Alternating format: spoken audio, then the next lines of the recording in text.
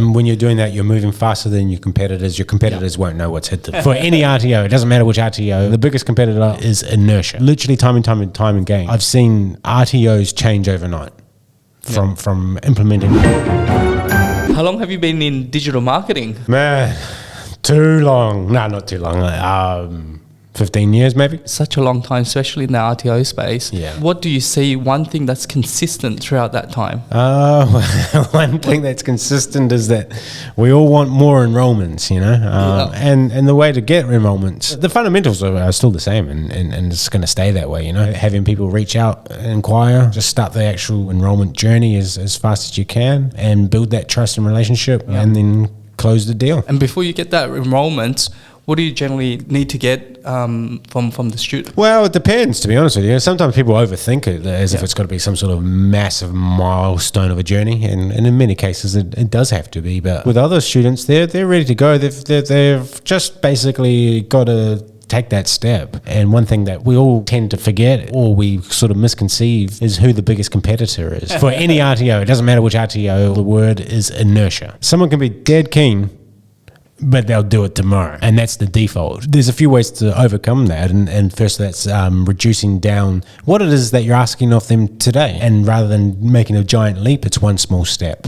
One small step makes it easier to make the next step, and the next step, and the next step, and the next step. Having a conversation with a salesperson as opposed to sort of sniffing around the website for a while, that conversation with the salesperson, they might enroll straight away, or 8 times out of 10, if your sales team is good, they won't enroll straight away, but that connection started. Yeah. They've already got that personal relationship forming. And that's absolutely vital if essentially you're selling somewhat of a commoditized product. If you want to get out of competing on price, which is what most people are doing most of the time on, say, like a national framework, qualification, diploma, certificates, you could do brand positioning, but also just personal relationship. The quicker that conversations happen, the quicker you can stop having to try and compete on price, and the more you're actually competing on building up trust and likability with a potential student. And what is one strategy that you've seen that worked time and time again to get that enrollment and get that lead coming through? A properly done landing page. A large chunk of colleges and RTOs that we deal with, they've just got way too much happening, and they're giving a visitor lots of different options. Hey, come check out my Cert 4 in XYZ. Oh,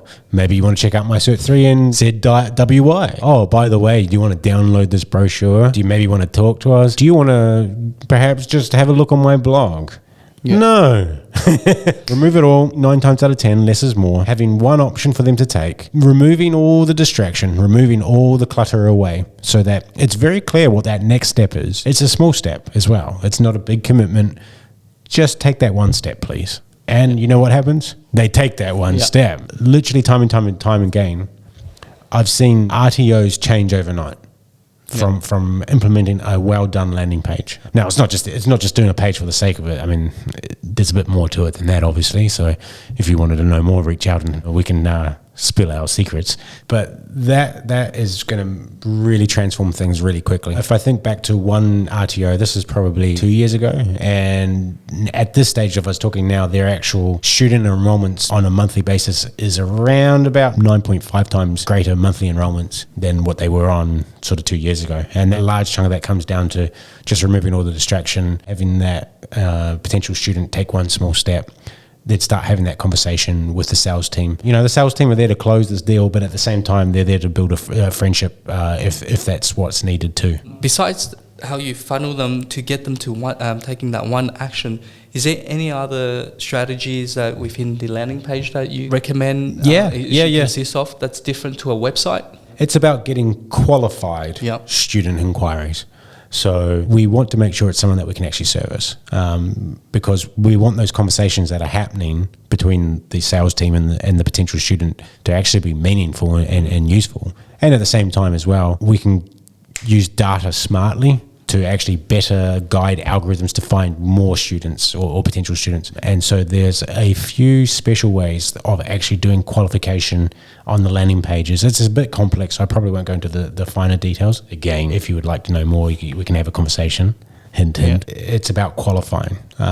So a great example would be, say, some sort of fee help type situation, which obviously is for Australian citizens or permanent residents. It doesn't matter how keen someone is, if they don't have specifically citizenship, then they aren't going to enroll, or they're extremely unlikely to enroll in that particular situation. You really want to be weeding them out. So there's an actual qualification process that then sends data back to the platforms, so that if they do fill in the forms, or if they do take the actions that you're asking of them, the platform's like, whoa, let's not count that person. That person's not who we're looking for. Let's not do any more of that kind of person. That's like an absolute vital tweak in the refinement process to really start to have good conversations between the sales team and the right kind of person. In addition to that, we typically do a sort of multi-step process, so that, again, small steps, small actions, and then slightly increasing the commitment. So step one is just to get them make a sort of signal that they're interested. Step two is to grab their actual contact details, so they're expecting a phone call. Step three is to get them committed into an exact time and date when that call is going to happen, because we all hate hearing, I can't get a hold of anybody, or why are none of my inquiries picking up the phone. There never will be 100% pickup rate, but these sort of small tweaks that you do can make a massive difference to the bottom line, and understand at the same time that it's never going to be 100% talk rate. I mean, that's just how it is. It's interesting you say that, because I've had clients who tell me that they've had a terrible, they've got so many leads coming through, and then the number of people picking up the phone call is less than 50%. Yeah. And what I find is a lot of these students like to be contacted in different ways, not necessarily just on phone call. Yeah. For that particular client, what we did was we implemented a live chat. Yeah. Looking at that matrix, we look at connections. So by having that live chat, now we're actually connecting via a different way, and we actually increase a lot of that communication or the connection through a different format. Because especially in an industry where you're looking at a younger demographic, a possibly phone call booking in system may not be what they're looking for. Yeah. But while a live chat or messenger or DM will work really well with that. 100%. It's again, it's still a small commitment, a small action. Yeah. I know myself, if a phone call comes in and it ain't a number that I know, guess what I'm doing? Yeah, I'm not answering it. If it's important, they'll leave a voicemail. If they didn't leave a voicemail, it wasn't important, we love to avoid conversations with random people that we're uncertain about. So live chats, wow. Yeah, they can make a massive difference for sure. Also, now I want to touch on a point about some of the messaging and headline split tests. Split testing is essentially when you try multiple different messages, a lot of different headlines and pages to see what's going to connect. And you can get the difference between 5 out of 100 people having a conversation up to 25 out of 100 having a conversation, which has an unbelievably huge difference to the actual bottom line of a business, of a college. By having things on a sort of landing page, the testing oftentimes is built into the software.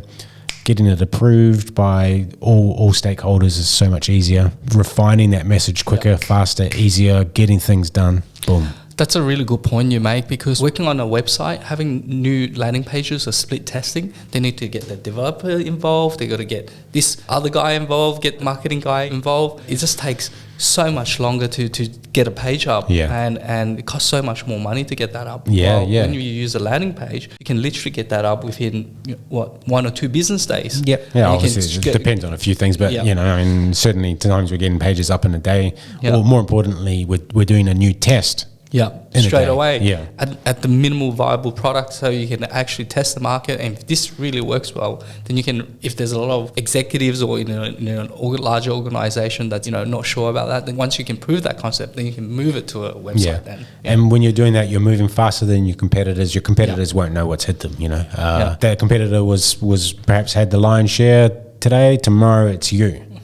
And half the time as well, they don't even know how you've done it, because they're going back to your main website, sniffing around, what has this guy done, Surprise, it ain't there. Thank you so much today for your time, Peter. I hope they take something out of this. But if not, for those who are too busy and just want something up, in the next couple of days, and wants our help, click on that link. Let's have a conversation. And let's have a conversation. Yeah. Great. Thank you. Thank you.